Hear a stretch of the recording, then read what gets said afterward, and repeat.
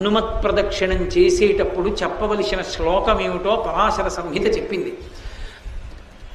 ఆయన దగ్గరికి వెళ్ళినప్పుడు ఆంజనేయం మహావీరం బ్రహ్మ విష్ణు శివాత్మకం తరుణార్క ప్రభం శాంతం ఆంజనేయం నమామ్యహం అంటూ తిరగాలి. పరమ మౌనంతో ఆ శ్లోకం ఒక్కటి చదువుకుంటూ గర్భిణీ స్త్రీ ఎలా తిరుగుతుందో అలా తిరగాలి. కనీసంలో కనీసం హనుమ జయంతి నాడు 3 మాటలు తిరగాలి. కనీస ధర్మం అది. 3 మాటలు తిరగాలి. 3 మాటలు తిరిగేటప్పుడు ప్రతిసారి తిరిగి వచ్చి ఒక చోట ఆగి శ్లోకం చెప్పి మళ్ళీ తిరగాలి ప్రదక్షిణంగా.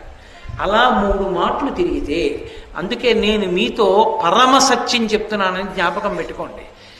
ఎంత ఉద్వేగభరితమైన పరిస్థితుల్లో, ఎంత కష్టంలో ఉండనివ్వండి, హనుమత్ ప్రదక్షిణాలు చేస్తే మనస్సుకి శాంతి కలుగుతుంది.